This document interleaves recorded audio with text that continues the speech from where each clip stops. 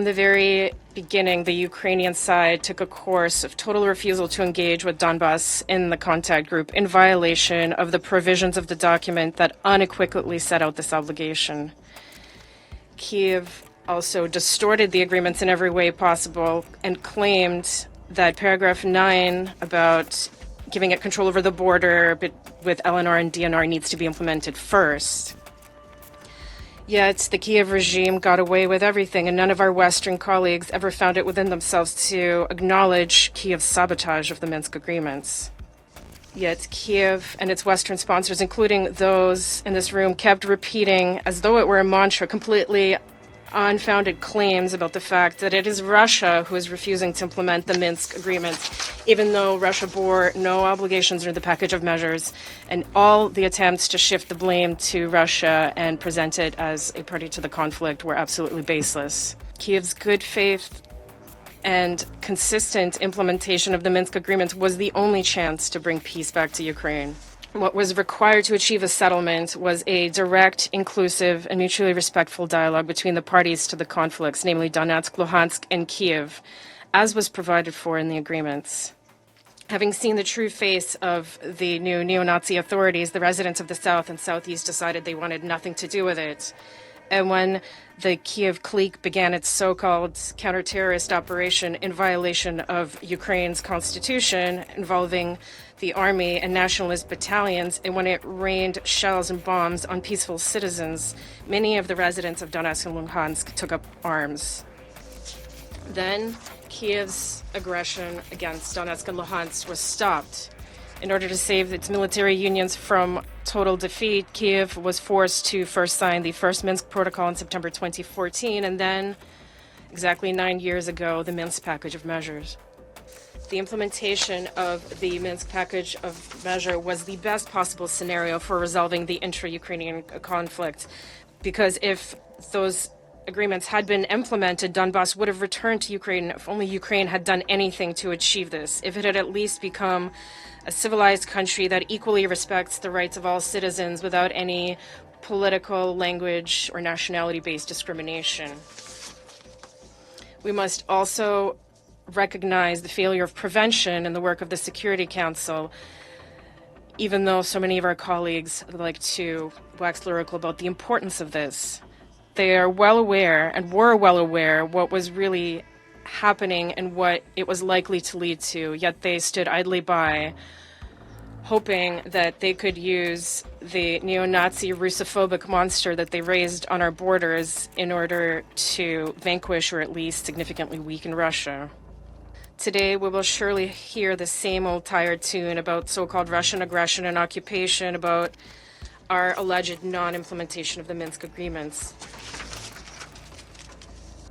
In other words, there were no terrorists present in Donbas, only those who required that the new authorities respect their lawful rights and whom Kiev instead began killing. The court also refused to recognize Russia as an aggressor state or to lay the blame on it or the DNR for the crash of the MH17 flight. It refused to recognize Russia a state sponsor of terrorism or as a state that discriminates against the Crimean Tatars and Ukrainians in Crimea. What do you say to that, our former Western partners? In addition, on February 2nd, the ICJ took a procedural decision on Ukraine's third claim against Russia regarding alleged abuses by Russia of the Convention Against Genocide in order to justify the special military operation, as Russia allegedly justified the special military operation through genocide carried out by Ukraine in the Donbas. These baseless claims were refuted by the International Court of Justice. The deaths Russia is lamenting are a direct consequence of its flagrant violation of the UN Charter after it invaded a sovereign nation. The so-called separatist movement in Ukraine is the one Russia trained as proxy force to undermine Ukraine's stability. But no matter how hard Russia tries, it cannot obscure the simple fact. It was Russia that ignored all commitments it made as a signatory of the Minsk agreements in 2014.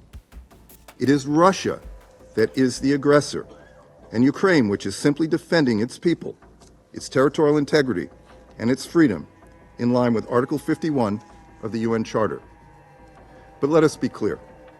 This war is indeed a tragedy. Russia and no one else is responsible for this war. Russia invaded Ukraine's Crimean Peninsula and eastern Ukraine. It funded, prepared, and led proxy forces in an attempt to establish an artificial pretext to prevent Ukrainians from exercising their right to self-determination. Russia is, and always has been, the sole instigator of this conflict. It participated directly in a negotiation of the Minsk agreements, and its direct representative signed the 3 documents constituting the agreements in 2014 and 2015. The Security Council voted unanimously in 2015 to endorse implementation of the agreements. Russia reaffirmed at the Normandy 4 summit in 2019 that all 3 Minsk agreements remain the basis for the peace process. Russia methodically obstructed the OSCE's special monitoring mission, which served as impartial monitor on the ground. And then Russia launched a full-scale invasion of the sovereign nation of Ukraine. While other Minsk agreement signatories sought to implement their commitments in good faith, President Putin cast them aside in favor of revanchist greed, claiming to annex regions in Ukraine its forces haven't even reached, actions which have warranted the General Assembly's strong and repeated condemnations. Russia's ultimate intention remains to fully subjugate Ukraine and deny the existence of a unique Ukrainian identity. The fundamental purpose of the Minsk agreements, as defined by all signatories, was to fully reintegrate the conflict area with the rest of Ukraine and restore Ukraine's territorial integrity. But Russia is not interested in peace. And it is demonstrably clear that Russia is not interested in abiding by international law. If Russia was truly interested in respecting the UN Charter, it would have withdrawn from Ukraine long ago. Moscow has called us together today to lament the very violence it began, fueled, and has continued to perpetrate daily. We can all feel the irony that when Resolution 2202 was adopted in 2015, the representative in Russia's chair expressed it was an opportunity to, quote, turn this tragic page in history, unquote, quote.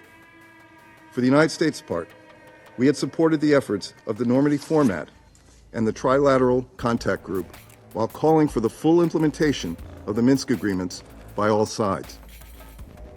Russia's own actions, because of Putin's decision to launch an unprovoked and unjustifiable war against his neighbor, as well as by his recognition of the so-called People's Republics in eastern Ukraine and purported annexation of the same, have fully and forever nullified the Minsk agreements.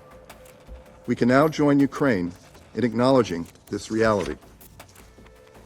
The United States calls on Russia to stop its relentless attacks against Ukraine and its people, withdraw its forces from Ukraine's territory, and end this brutal war today.